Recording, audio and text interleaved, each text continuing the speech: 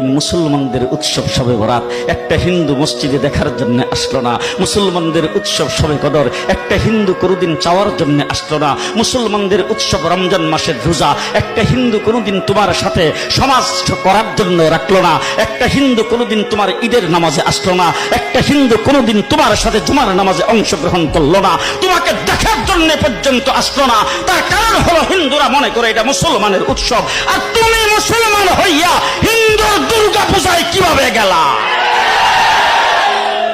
তোমার কি হয়ে গেল? তোমার কি লজ্জা শরম তুমি ধুয়ে ফেলে দিয়েছো? তোমার কি কোনো লজ্জা শরম নাই? লজ্জা শরম নাই? আবার কি সুন্দর বলতেছ, ধর্ম যার যার উৎসব সবাই। হাই হাই হাই, ও মুসলমান যুবকেরা ভালো করে শোনো, ধর্ম যার যার উৎসব সবার, তাইলে বিয়া যার যার বউ তো সবার।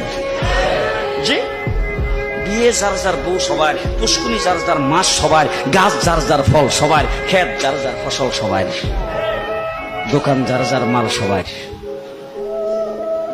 এখন ঘুমাইছে কি কথা বলেন না কেন? তাহলে আমার দোকানের মাল যদি আমার হয়, আমার ক্ষেতের ফসল যদি আমার হয়, আমার গাছের ফল যদি আমার হয়, আমার গাছের নারিকেল যদি আমার হয়, আমি বিয়ে করলে বউ যদি আমার হয়, মুসলমান আমার পুষ্কুনির মাছ যদি আমার হয়, তাইলে ধর্ম যার উৎসব তার।